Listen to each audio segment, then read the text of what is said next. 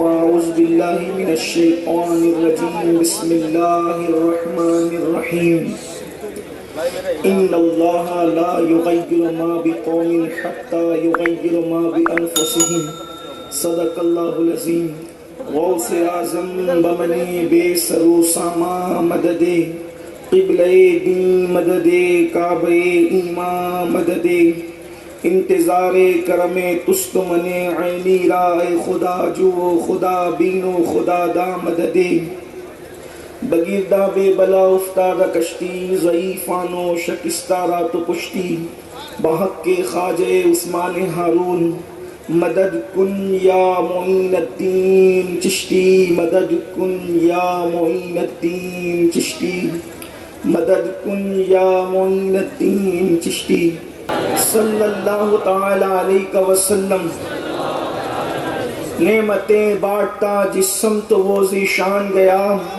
نعمتیں بانٹتا جس سمت وہ ذیشان گیا ساتھ ہی منشی رحمت کا قلم دان گیا لے خبر جلد کے غیروں کی طرف دھیان گیا میرے مولا میرے آقا تیرے قربان گیا دل ہے وہ دل جو تیری یاد سے معمور رہا سر ہے وہ سر جو تیرے قدموں پہ قربان گیا آہ وہ آگ کے ناکام تمنا ہی رہی ہائے وہ دل جو تیرے در سے پر ارمان گیا انہیں جانا انہیں مانا نہ رکھا غیر سے کام انہیں جانا انہیں مانا نہ رکھا غیر سے کام للہ الحمد میں دنیا سے مسلمان گیا جان و دل ہوش و خرد سب تو مدینے پہنچے تم نہیں چلتے رضا سارا تو سامان گیا الحمدللہ 3 سال کی مدت کے بعد ایک مرتبہ پھر وادی نور میں ہم اور آپ الحمدللہ حضور اکرم صلی اللہ علیہ وآلہ وسلم کے کرم سے مرشدی سرکار غوث اعظم کی نظر عنایت سے ایک مرتبہ پھر وہی بہاریں اور وہی عاشقان رسول کا ہجوم مختصر سا وقت ہے عصر کا وقت قریب ہے اور مجھے حکم دیا گیا ہے کہ جس عنوان کے حوالے سے اسی پر میں نے ایک آیہ کریمہ کے ایک حصے کی تلاوت کرنے کا شرف حاصل کیا ہے اللہ تبارک و تعالی مجھے حق کہنے اور آپ سب کو حق سن کر اس پر عمل کرنے اور اسے عام کرنے کی توفیق عطا فرمائے ویسے ہمارے ممبر پر بڑے بڑے علماء خطبہ یہاں پر موجود ہیں اور آپ ان سب کو جانتے ہیں وہ میں ان کے نام کی برکت حاصل کرنا چاہتا ہوں لیکن عصر کا وقت بالکل قریب ہے اس لیے 2 مصرے اپنے بزرگوں کی نظر کرتا ہوں یہ بزم میں ہے جام جم نہیں یہ بزم میں ہے جام جم نہیں یہاں کوئی کسی سے کم نہیں یہ دنیا ہے دنیا میں عام طور پر 2 چیزوں کا سامنا کرنا پڑتا ہے ایک تو دنیا میں یا تو مسائل ہیں یا تو وسائل ہیں مسائل کے حل کے لیے وسائل ہیں اور جب وسائل نہ ہو تو پھر مسائل پیدا ہوتے ہیں انسان مسائل کے اندر گھرا رہتا ہے ہر دور میں جب دنیا کو تباہ کرنا ہوتا ہے برباد کرنا ہوتا ہے اور دنیا کے انسانوں کی عزت کے ساتھ ان کی آبرو کے ساتھ ان کی جانوں کے ساتھ ان کے خون سے جب ہولی کھیلنے کا وقت آتا ہے تو پھر دنیا کے دوسرے لوگ جو لوگوں کو تباہ و برباد کرنا چاہتے ہیں پھر وہ یہ کرتے ہیں کہ لوگوں کو مسائل کا شکار کرتے ہیں جیسے اللہ کے رسول صلی اللہ علیہ وآلہ وسلم کی آمد سے پہلے ایک طبقے کا خواب تھا دنیا کی 2 طاقتیں تھی دنیا کے اندر سپر پاور کہلانے والی جو پوری دنیا کو غلام بنانا چاہتی تھی اس لیے دنیا کے اندر انہوں نے بے شمار مسائل پیدا کر رکھے تھے مگر اللہ کے رسول صلی اللہ علیہ وآلہ وسلم جب اس فرش خاک گیتی پر تشریف لائے تو اللہ کے رسول صلی اللہ علیہ وآلہ وسلم نے اپنے اشارے ابرو سے اور اپنی عظیم محنتوں سے میرے آقا علیہ الصلوۃ والتسلیم نے اللہ اکبر دنیا سے مسائل کا خاتمہ فرمایا اور وہ قوم جو نمک اور کافور میں فرق نہیں کر سکتی تھی اس کو خدا کی پہچان عطا فرمائی جو گمراہی کے دلدل میں پھنسے ہوئے ہوئے تھے ان کو آسمان ہدایت کا تارا بنا دیا، جو اخلاقی گراوٹوں کا شکار تھے ان کو اخلاق سے ایسے مزین کیا کہ دنیا ان کو دیکھ کر کے اسلام کا کلمہ پڑھتے ہوئے نظر آئی۔ میرے پیارے آقا صلی اللہ علیہ وآلہ وسلم کے پیارے دیوانوں، کوئی طویل تمہید یا گفتگو کا ارادہ نہیں، لیکن بس یہی حال اب ایسا ہے، دنیا تیسری عالمی جنگ کی طرف بڑھ رہی ہے، اور بلکہ بعض مفکرین تو یہ کہہ رہے ہیں کہ تیسری عالمی جنگ شروع ہو چکی ہے، اور اب لوگوں کو بہت سارے مسائل کے اندر گرفتار کیا جا رہا ہے، اس لیے کہ دنیا جانتی ہے، انسانیت کے دشمن جانتے ہیں، جن کو اپنے تخت تاج، اپنی دولت، اپنی ہوس، اپنی شہرت، اپنا عیش سب سے زیادہ عزیز ہے، یہ اسلام کے نہیں صرف بلکہ پوری انسانیت کے دشمن ہے، اور انسانیت کے دشمن جانتے ہیں جب تک لوگوں کو مسائل میں گرفتار نہیں کرو گے اس وقت تک ان کی عزت سے، ان کے خون سے، ان کی جان سے ہولی نہیں کھیلی جا سکتی۔ اللہ اکبر، اتنے مسائل ہیں کہ اگر مسائل کا تذکرہ کیا جائے تو اس کے حل پر کوئی گفتگو نہیں ہو سکتی، لیکن آج مجھے جو حکم ہے عصر جدید کے یا دور جدید کے جو ہے تین اہم مسائل پر گفتگو کرنا ہے، اور ساتھ ہی اس کا حل بھی آپ کی خدمت میں پیش کرنا ہے۔ میرے پیارے آقا صلی اللہ علیہ وسلم کے پیارے دیوانوں، جب بھی دنیا کو تباہ کرنے کا پلان بنتا ہے مسائل میں گرفتار کرتے ہیں۔ آپ دیکھیں ہلاکو اور چنگیز خان کا دور سوشل میڈیا کا دور تو نہیں تھا، الیکٹرانک اور پرنٹ میڈیا کا اس طرح کا دور بھی نہیں تھا، لیکن جب انہوں نے لوگوں کے خون سے ہولی کھیلنا چاہی تو پہلے ماحول ایسا تیار کیا گیا کہ لوگ مسائل کا شکار ہوئے، اس کے بعد لوگوں کو تباہ کر دیا گیا، اور اب بھی حالات جو ہے اللہ اکبر، اب تو بہت تیز رفتاری کے ساتھ گندگی پھیل رہی ہے۔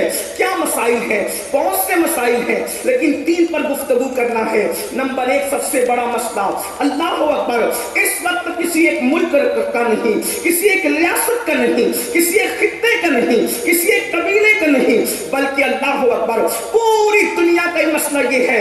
آج پوری دنیا کو غربت کے دلدل میں ڈھکیلنے کی کوشش کی جا رہی ہے، اس لیے کہ دنیا جانتی ہے جب تک لوگوں کو غریب نہیں کریں گے ان کی آبرو نہیں خرید سکتے، ان کا ایمان نہیں خرید سکتے، ان کا عقیدہ نہیں خرید سکتے۔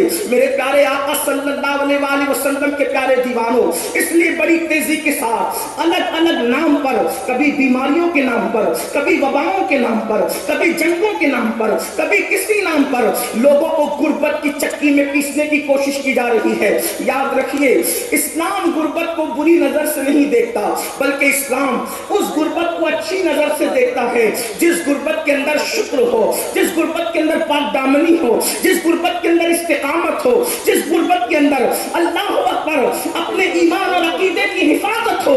اگر غربت ایسی ہے تو اسلام جو ہے اللہ اکبر ایسی غربت کی یہ شان بیان کرتا ہے۔ اللہ کے رسول صلی اللہ علیہ وآلہ وسلم نے فرمایا دنیا کے مالداروں سے 500 سال پہلے اللہ غریبوں کو جنت عطا فرمائے گا۔ ایک حدیث پاک کا مفہوم ہے قیامت کے دن ان لوگوں کو بادشاہ کی حیثیت دی جائے گی، بلکہ جنت کا بادشاہ قرار دیا گیا ہے جو غربت کے اندر شکر سے کام لیتے ہیں، پاک دامنی سے کام لیتے ہیں، نگاہوں کے اندر تقدس ہوتا ہے، رب تبارک و تعالیٰ کا شکوہ نہیں کرتے۔ مگر یاد رکھیں اب کوئی غربت کی اس فضیلت کو سن کر یہ نہ سوچے کہ پھر ہمیں تو غریب ہی رہنا ہے، جیسے کہ ہمارے یہاں کچھ تنظیمیں نماز کے نام پر شروع ہوئی 1857 کے بعد انگریز کی پیدا کی ہوئی نوزائیدہ جماعتوں نے الگ الگ انداز سے مسلمانوں کو گمراہ کرنا شروع کیا کہ جب رسول اللہ غریب تھے تو مسلمانوں کو مالداری سے کیا کام، جب سیدہ فاطمہ کے گھر چولہا نہیں جلتا تھا تو پھر یہ کیا وہ کیا۔ اللہ کی عزت کی قسم ہم سنیوں کے عقیدے میں رسول اللہ کوئی غریب نہیں ہے، واللہ ہمارا عقیدہ تو یہ ہے دنیا کا سب سے مالدار اگر کوئی انسان ہے تو وہ ہمارے نبی کی ذات ہے۔ اس کی وجہ یہ ہے کسی کے ملک میں، کسی کے قبضے میں ایک ریاست ہے، کسی کے قبضے میں ایک ملک ہے، کسی کے کمرے میں 2 ملک ہے، لیکن میرے نبی وہ نبی ہیں اللہ اکبر کہ خالق کل نے آپ کو مالک کل بنا دیا، دونوں جہاں ہیں آپ کے قبضہ و اختیار میں۔ اللہ کی نعمتیں جو تقسیم ہوتی ہے نعمتیں خدا کی ہے، اور تقسیم کرنے والے ہاتھ مصطفیٰ جان رحمت کے ہیں۔ اسی لیے میرے آقا نے فرمایا واللہ یعطی انما انا قاسم، اللہ مجھے عطا کرتا ہے اور میں ہے دینے کو منہ چاہیے، دینے والا ہے سچا ہمارا نبی۔ میرے کریم سے گر قطرہ کسی نے مانگا، دریا بہا دیے ہیں، دربے بہا دیے ہیں۔ پیٹ پہ پتھر باندھنا اختیاری تھا، میرے آقا نے پیٹ پہ پتھر بھی باندھے اور بکری کا گوشت بھی کھایا، تاکہ وہ رسول نہ صرف غریبوں کے تھے نہ صرف مالداروں کے تھے۔ فاقہ اس لیے کیا کہ اگر فاقے کی نوبت آئے تو میری سنت سمجھ کر کے فاقہ کر لینا، اور جب اللہ عطا کرے تو میری سنت سمجھ کر گوشت بھی کھا لینا۔ میرے امام کہتے ہیں آسمان خان، زمین خان، زمانہ مہمان، صاحب خانہ لقب کس کا ہے؟ تیرا تیرا۔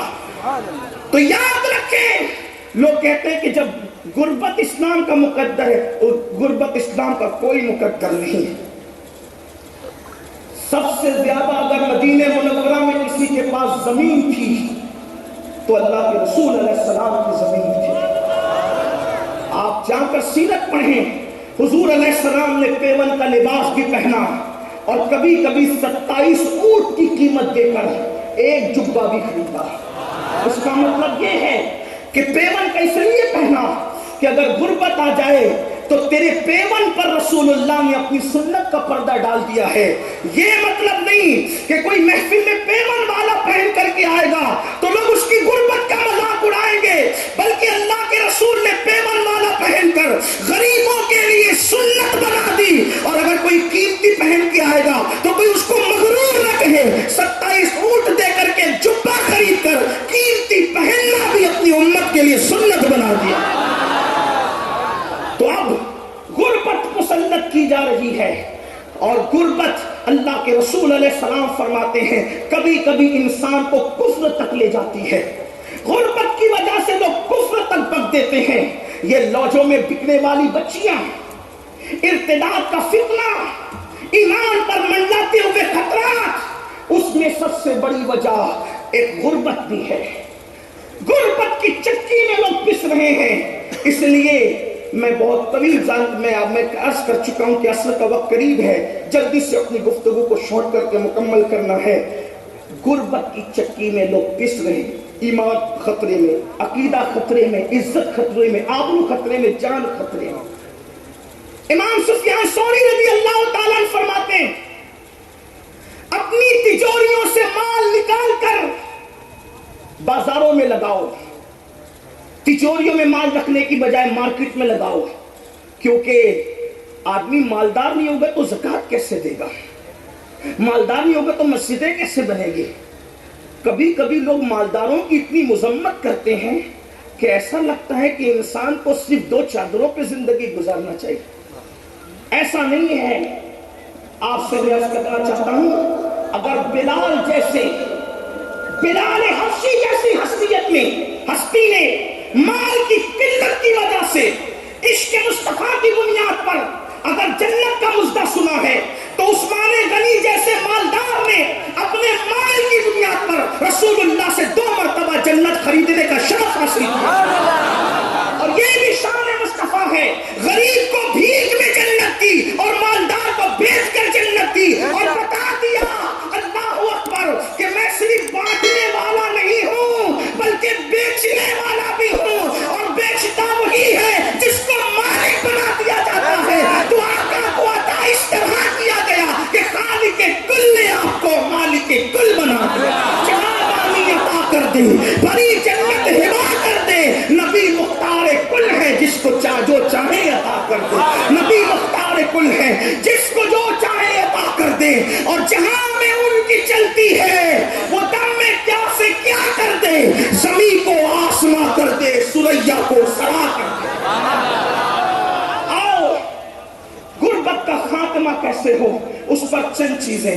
نمبر 1، غربت کے خاتمے کی کوشش کرنا ہے، بالخصوص نئی جنریشن کو، نئی نسل کو۔ لوگ کہتے ہیں غربت جب رسول اللہ نے پسند کی تو ہم کیوں غربت سے نکلے؟ ہم نے کہا بیماری بھی تو پسند کی، لیکن ساتھ میں یہ بھی کہا بیمار پڑو تو بیمار مت پڑے رہو، بلکہ بیمار پڑو تو بیماری کا علاج کرو۔ بیماری آ جائے شکر کرو, شکوہ نہ کرو, علاج کرو. ایسی غربت آ جائے شکوہ نہ کرو, اس کا علاج کرو. غربت کا علاج کیا ہے؟ نمبر 1, مسلمان تجارت کی طرف توجہ دیں. ہم تجارت کریں. مزدوری کو اسلام نے پسند نہیں کیا. اسلام ہمیں مزدور بنانے نہیں بلکہ اسلام ہمیں تاجر بنانے کے لیے آیا. اسلام ہمیں مالدار بنانے کے لیے آیا. آپ کو نہیں پتا اللہ کے رسول کی محنتوں نے اتنا مالدار کر دیا تھا کہ جب بحرین سے حضرت ابو ہریرہ آئے تو بیت المال کے لیے 7 لاکھ درہم لے کر کے آئے اپنے ساتھ. تو حضرت ابو ہریرہ کو فاروق اعظم نے ہنس کے کہا, ہنس کر کے کہا کہ ان کی طبیعت میں کچھ بھولا پن تھا, تو ہنس کر کے کہا کہ ابو ہریرہ تو کہتا ہے 7 لاکھ درہم لایا ہے تو تجھے گنتی بھی آتی ہے؟ تو آپ نے غصے میں کہا جذبات کے اندر 1 لاکھ 1 لاکھ 1 لاکھ 1 لاکھ 1 لاکھ 1 لاکھ بتا کتنا ہوا؟ تو کہا 7 ہوا. تو کہا اتنا ہی لایا. ابو ہریرہ جیسی ہستی. اس کے بعد فاروق اعظم نے اس کے بعد اللہ اکبر شہریوں کو پینشن کا سسٹم شروع کیا, وظیفے کا سسٹم شروع کیا. یہ آج یورپ کے اندر لوگوں کو وظیفے دیے جاتے ہیں. یہ کسی کی اپنی ذاتی کمال کی بات نہیں ہے. اگر شہروں میں وظیفے تقسیم ہوتے ہیں تو اس میں سب سے پہلے شروع کرنے والی ہستی عمر بن خطاب کی ہستی. ایک بات اور مجھے یہاں بڑی خوبصورت یاد آئی. جب وظیفے تقسیم ہونے لگے تو آپ نے ذمہ داری دی چند اصحاب کو کہ لسٹ بناؤ تاکہ مرتبے کے مطابق لوگوں کو وظیفہ دیا جائے. تو لوگوں نے پہلے بدری پھر احد کے اسی طریقے سے ترتیب وار جو ہے وہ بنایا. فاروق اعظم نے دیکھ کے کہا یہ لسٹ نہیں ہے. پھر فرمایا اوپر ان کا نام لکھو جو رسول اللہ کے خاندان کے سب سے زیادہ قریب ہیں. پہلے اہل بیت کے نام لکھوائے اور فرمایا جس کا رشتہ نبی سے جتنا قریب ہے اس کو اتنا زیادہ حصہ دیا جائے گا. اور ازواج مطہرات کو سابقون الاولون مجاہدین کے برابر وظیفہ عطا کر کے بتایا کہ صحابہ وہ تھے جن کے دلوں میں اہل بیت سے نفرت نہیں تھی بلکہ صحابہ تو تھے وہ جنہوں نے سب سے زیادہ اہل بیت سے محبت کی ہے. اور اہل بیت سے جتنی محبت اصحاب مصطفیٰ نے کی ہے 14ویں صدی میں کوئی اس کا تصور نہیں کر سکتا. فاروق اعظم رضی اللہ تعالیٰ کا عشق رسول تھا. آپ نے پہلے اپنے آقا کی اہل بیت کو سامنے رکھا. بہرحال تو میں عرض یہ کر رہا تھا پہلے نمبر پر مسلمان تجارت کو فروغ دے, تجارت کریں. اگر چنے ہی بیچنے پڑے یہ بھی تجارت ہے. چنے ہی بیچنے بلکہ یہاں تک اللہ اکبر اگر کسی کو مارکیٹ میں ذلت کی جگہ کھڑے رہنا پڑے تو اللہ کے رسول علیہ السلام فرماتے ہیں کہ جو رزق حلال کے لیے ذلت کی جگہ کھڑا رہے گا اللہ تبارک و تعالیٰ اس کو آخرت کی عزتوں سے نوازے گا. اس لیے پاکٹ مار نہ بنو, چیٹر نہ بنو, چور نہ بنو, سود خور نہ بنو, کسی کے مال کو ہڑپ کرنے والے نہ بنو. حلال تجارت کرو, حلال. اور سن لو تاجر لوگ کہتے ہیں مولانا آپ لوگ تو دیندار ہیں, ہم لوگ تو دنیا دار ہیں. میرے بھائی تو کوئی دنیا دار نہیں ہے. اگر تو اپنے بال بچوں کو محتاجی سے بچانے کے لیے حلال تجارت کر رہا ہے تو کوئی دنیا دار نہیں ہے. مصلح پہ لفظ کر پڑھنے والے کو اتنا اجر نہیں ملتا جتنا رزق حلال کمانے والے کو اللہ اجر عطا فرماتا ہے. امام غزالی لکھتے ہیں کہ جب کوئی بندہ تھک کر اپنے گھر پہ واپس آتا ہے حلال روزی کما کر تو اس کے پسینے کی وجہ سے اللہ اس کے تھکن کی بنیاد پر اس کے گناہوں کی مغفرت فرما دیتا ہے. واقعہ بیان کرنا مقصود نہیں, آپ نے سنا ہوگا ایک لکڑہارے کے ہاتھ لکڑیاں کاٹتے ہوئے سخت ہو گئے. اللہ کے رسول نے ان ہاتھوں کو چوم لیا. نماز کی اہمیت اپنی جگہ ہے لیکن بحیثیت نمازی حضور نے کسی کے ہاتھ نہیں چومے. بحیثیت صائم روزے دار حضور نے کسی کے ہاتھ نہیں چومے. بحیثیت مجاہد حضور نے کسی مجاہد کے ہاتھ نہیں چومے. لیکن جس کے حلال کمانے میں جس کے ہاتھ سخت ہو گئے تھے حضور علیہ السلام نے ان کے ہاتھوں کو چوم کر محبت کا اظہار فرمایا اور بتا دیا گیا جو ہاتھ حلال کمانے میں سخت ہو جاتے ہیں اللہ اس پر جہنم کی آگ کو حرام فرما دیتا ہے. اس لیے تجارت کو فروغ دو. لیکن آج کے لڑکے تو واٹس ایپ پہ لگے ہوئے ہیں, فیس بک پہ لگے ہوئے ہیں, موبائل پہ لگے ہوئے ہیں, لڑکیوں میں لگے ہوئے ہیں, برائیوں میں لگے ہوئے ہیں. کیسے تجارت کریں گے؟ ساری دنیا صبح اٹھتی ہے اور ہمارے جوان رات کے 3 بجے تک سوتے ہیں, اور 12 بجے 1 بجے جب ساری دنیا کا آدھا کام ہو چکا ہوتا ہے اس وقت وہ بیدار ہوتے ہیں. فضول نہ بنو, فالتو نہ بنو, تجارت کرو, تجارت میں برکت ہے. لوگ کہتے ہیں تجارت کیا کریں؟ میں نے کہا جب ملک شام کی منڈی میں صاحب معراج آمینہ کا لال بحیثیت تاجر کھڑے ہو سکتے ہیں تو ہماری کیا حیثیت ہے, ہماری کیا اوقات ہے؟ گھر پہ بیٹھ کر نرم گدوں پر بیکار نہ بنو, تجارت کرو. بلکہ اللہ کے رسول علیہ السلام نے فرمایا سچا تاجر انبیاء, صدیقین اور شہداء کے ساتھ جنت میں داخل کیا جائے گا. سچے تاجر کو نبیوں کے ساتھ جنت میں داخلے کی بشارت. اس لیے سچے تاجر بنو. اور ایک بات آپ سے کہتا ہوں, مال کماؤ لیکن حرام اور حلال میں تمیز کرو. یہ نہیں کہ جنگلی رمی سے بھی مال آ رہا ہے تو لے لو, جوے سے بھی آ رہا ہے تو لے لو. نہیں, جوا حرام ہے اور جوا تباہ ہوگا, جوا برباد ہوگا, سود ہلاک ہوگا, سود برباد ہوگا. اس لیے حلال ذریعے سے شارٹ ٹائم میں کروڑ پتی بننے کے چکر میں, ایزی منی کے چکر میں, راتوں رات کروڑ پتی بننے کے چکر میں اسلام سے ہٹ کر کوئی دوسرا راستہ اختیار نہ کرنا, ورنہ تباہ ہو جاؤ گے.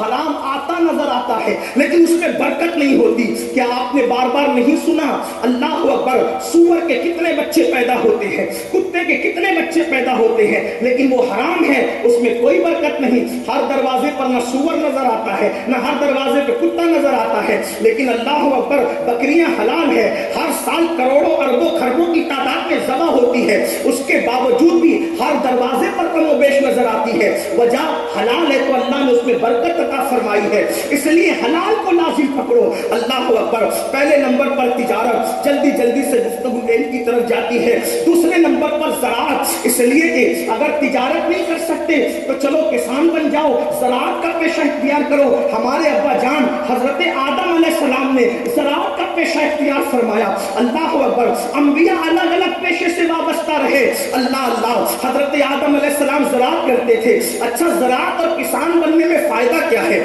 ایک تو وہ پیسہ بھی دیتا ہے اور دوسرا اجر بھی دیتا ہے. یعنی آپ نے جو پودا بویا ہے, آپ نے جو درخت لگایا ہے, جب تک وہ تر رہے گا وہ اللہ کا ذکر کرے گا, جب تک ذکر کرے گا آپ کے نام اعمال ثواب لکھا جاتا رہے گا. جو اس کے سائے میں بیٹھے گا آپ کو ثواب ملے گا, جو اس کے پھول کی خوشبو سونگے گا آپ کو ثواب ملے گا, جو اس کا پھل کھائے گا آپ کو ثواب ملے گا. حتیٰ کہ اگر اس سے چڑیا بھی دانا چگے گی اللہ آپ کو اس کا بھی اجر عطا فرمائے گا اور صدقے کا اجر عطا فرمائے گا. یہاں تک کہ درخت لگا کے مر جاؤ گے تو مرنے کے بعد بھی جب لوگ اس سے فائدہ اٹھائیں گے تو اللہ آپ کی قبر میں آپ کو آرام عطا فرمائے گا.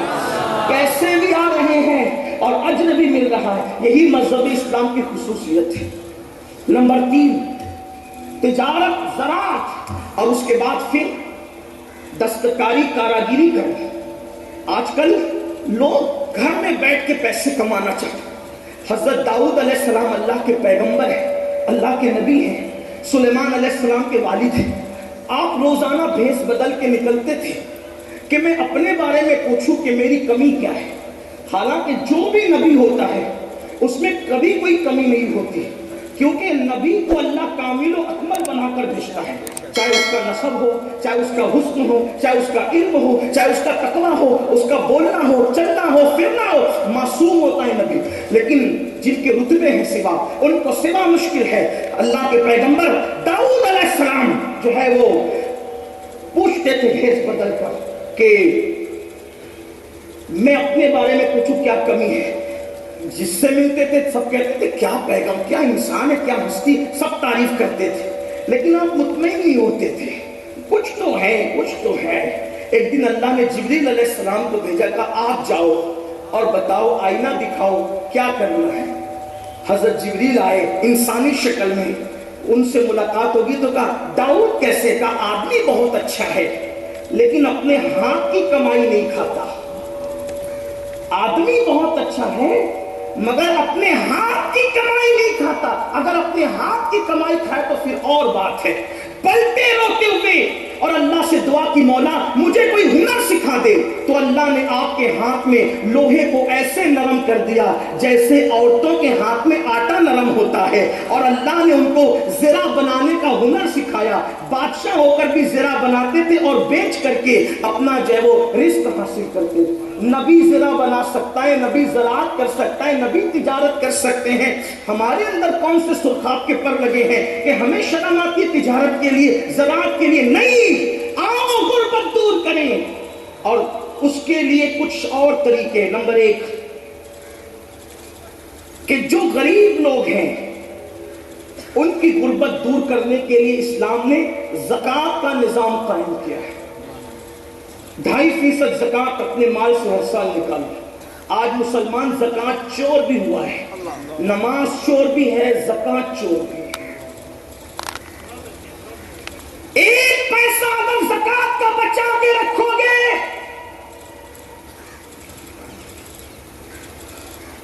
ایک پیسہ اگر زکوٰۃ کا بچا کر رکھو گے تو وہ پیسہ آپ کے دوسرے اچھے پیسے کو بھی تباہ کرے گا. اور اگر زکوٰۃ دے دی, اللہ کے رسول علیہ السلام فرماتے ہیں جو اپنے مال کی پوری پوری زکوٰۃ ادا کرے, اللہ اس کے مال کو اپنے قلعے میں محفوظ کر لیتا ہے.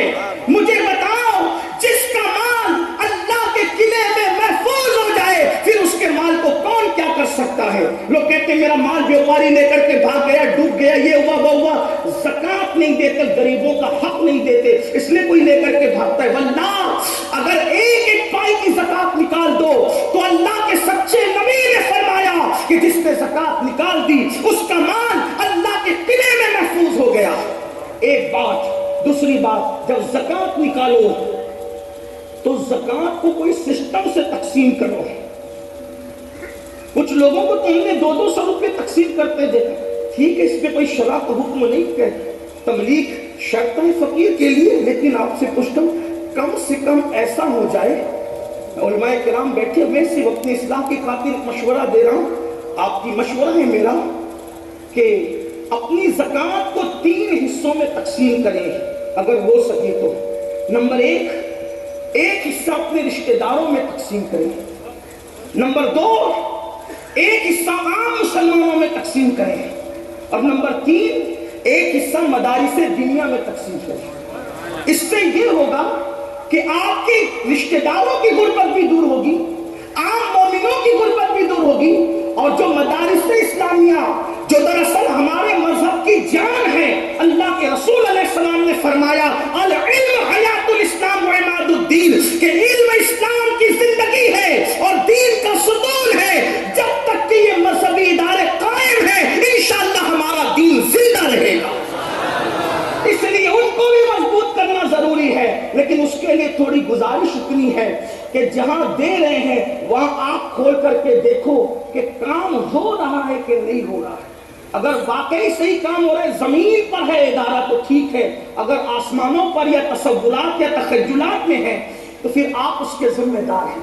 کچھ لوگوں کا حال یہ ہوتا ہے کام نہیں دیکھتے بلکہ جہاں نام ہوتا ہے وہاں دیکھتے ہیں, پھر چاہے وہ صحیح جگہ ہو چاہے غلط جگہ. اس میں بھی مجھے ایک بات یاد آتی ہے, دراصل پھر آپ کا بلکہ ہم بولنے والوں کا بھی کیا قصور. ایک شخص حضرت محبوب الہی کے پاس ہے, نظام الدین اولیاء, کہ حضور میری زکوٰۃ ہے اور آپ میرے مرشد ہیں, آپ نیک اللہ والے, جس کو چاہے دے دیں. لیکن وہ بھی اللہ والے تھے, وہاں لے کر کے جھولی میں ڈالنا تو تھا نہیں, انہوں نے ہاتھ بھی نہیں لے لیا. نہ بیٹا خانقاہ کے سامنے جا, پہلا جو بندہ نظر آئے گا اس کو دے دے. تو دے دیا. وہ محبوب الہی کے بڑے نیک اور متقی مرید تھے, تو دوسرے کو رشک آیا, ارے اس کی زکوٰۃ تو بڑی صحیح جگہ گئی. تو دوسرا بھی لے کر کے آیا, سرکار میری بھی قبول کرے. تو میں جا پہلے خانقاہ کے دروازے پہ جو پہلے دکھے دے دینا. ایک شرابی ڈولتے ہوئے آ رہا تھا, حضرت کا حکم تھا, دے تو دیا, منہ اتار کے آیا, کہا سرکار اس کی ایسی جگہ میری ایسی جگہ. آپ نے مسکرا کے کہا بیٹا میرا قصور کیا ہے, جیسا مال تھا ویسے کے پاس پہنچ گیا. بس اپنی زکاتوں کا بھی یہی حال ہے, جیسے کماؤ گے ویسے جولی میں جائیں گے. اگر حلال کماؤ لاؤ گے تو اچھے ہاتھوں میں پہنچے گی. یہ تو زکوٰۃ کا معاملہ ہو گیا. اگر زکوٰۃ کی وعید بھی بہت ہے نہیں دینے پر, میں اس پر بھی گفتگو نہیں کرتا, کیونکہ ابھی 2 نکات پر اور گفتگو آپ سے کر سکتا ہے, کرنے کی شہادت حاصل کرنا ہے. میں جلدی سے چل رہا ہوں, حالانکہ اتنی جلدی سے چلنا میری اپنی ہی چاہے وہ یعنی کہ میرا اتنا علمی معیار بلند نہیں ہے کہ میں اتنی جلدی سے اپنی بات رکھوں, بلکہ میرا معاملہ آج اس وقت ایسا ہے جیسے کسان کا حال ہوتا ہے کہ وہ سورج دیکھ کر کے ہاتھ تیز کرتا ہے, ویسے میں بھی گھڑی پر توجہ کر کے اپنی بات تھوڑی سی تیز کرنا چاہتا ہوں, تاکہ اللہ کرے میرے دل کی بات کسی کے دل تک پہنچ جائے اور میرے لیے نجات کا سامان ہو جائے. حالانکہ یہاں تو ایک سے خطبہ مقررین شمس ملت علامہ شمس الدین جیسے اور حضرت علامہ اللہ بخش صاحب جیسے اور حضرت علامہ معین اعظمی صاحب جیسے ہمارے بڑے بھائی جناب بلبل باغ مدینہ قاری رضوان صاحب, علامہ عبدالرب صاحب, اور بھی ہمارے مولانا انصار صاحب بڑے یہ شموس و اقمار ہے علوم و معارف کے, یہ یہاں جلوگر ہیں. ان کی موجودگی میں میرا بولنا ایسا ہی سورج کو چراغ نہیں, سورج کے سامنے اگربتی جلانے کے برابر ہے. لیکن میں بات جلدی سے پوری کرنا چاہ رہا ہوں. تو غربت کے لیے ایک تو زکوٰۃ ہوگی, دوسری چیز آج مسلمانوں کی فکر یہ بن گئی کہ زکوٰۃ ہی میں سب نپٹانا چاہتے ہیں بھائی پرسن میں, اس کے لیے بھی زکوٰۃ لے لو, اس کے لیے بھی زکوٰۃ لے لو, اس کے لیے بھی للہ رقم بھی تو نکالو, صدقہ نفلی صدقہ بھی تو نکالو. حدیث پاک میں آتا ہے تمہارا نفلی صدقہ جب تم کسی کو دیتے ہو, نفلی زکوٰۃ تو مستحقی کو دی جائے گی ورنہ ادا نہیں ہوگی, لیکن نفلی صدقہ سب کو دیا جا سکتا ہے. جب ہم نفلی صدقہ دیتے تو اس کی فضیلت یہ ہے کہ جس کو نفلی صدقہ دیتے ہو اس کے ہاتھ میں بعد میں آتا ہے, پہلے وہ اللہ کے دست قدرت میں پہنچتا ہے. نفلی صدقہ جو دیتا ہے اللہ اسے اچھی موت عطا کرتا ہے, بری موت سے اللہ بچاتا ہے. اس لیے صدقہ تو فرمایا اپنے بیماروں کا علاج صدقے سے کرو, اور نفلی صدقے میں امیر بلکہ مستحق غیر مستحق مت دیکھو. ایک مرتبہ ہمارے مرشد سرکار قطب الاقطاب غوث الاغواث شیخ الشیوخ غیاث القونین قطب العارفین سیدنا شیخ عبد القادر جیلانی غوث اعظم کی بارگاہ میں کوئی آ کے کہتا ہے مرشد لوگ میرے پاس صدقہ مانگنے آتے ہیں, اس میں مستحق بھی ہے غیر مستحق بھی ہے, میں کس کو دوں؟ فرمایا بیٹا ہم صوفی لوگ ہیں, تمہیں یہی مشورہ دیتے ہیں کہ جو مستحق ہے اس کو بھی دے دیا کر, جو غیر مستحق ہے اس کو بھی دے دیا کر. اس کا فائدہ یہ ہوگا کہ تو جس چیز کا مستحق اللہ تجھے وہ بھی عطا کر دے گا, اور جو تو جس چیز کا مستحق نہیں ہے اللہ تجھے وہ بھی عطا کر دے گا. جب تو غیر مستحق کو دے گا تو اللہ تجھے بھی عطا فرمائے گا. اس لیے صدقے کو عام کریں. پھر اس کے بعد اور بھی غربت دور کرنے کا ذریعہ ہے. میں تو یہ کہتا ہوں ہندوستان میں اگر 30 کروڑ مسلمان ہیں, 20 کروڑ غریب سمجھ لیں, اگر 10 کروڑ مالدار پکڑ لیے جائیں تو بھی ہماری جو زکاتیں خربوں میں نکلے گی, خربوں میں. لیکن بس صحیح تقسیم کی ضرورت ہے. خدا کرے اللہ ہماری قوم کو شعور دے. دوسرا مسئلہ ہے جہالت. جہالت ہر برائی کی جڑ ہے. جاہل جو کرے گا اس کی توقع آپ کسی سے نہیں رکھ سکتے.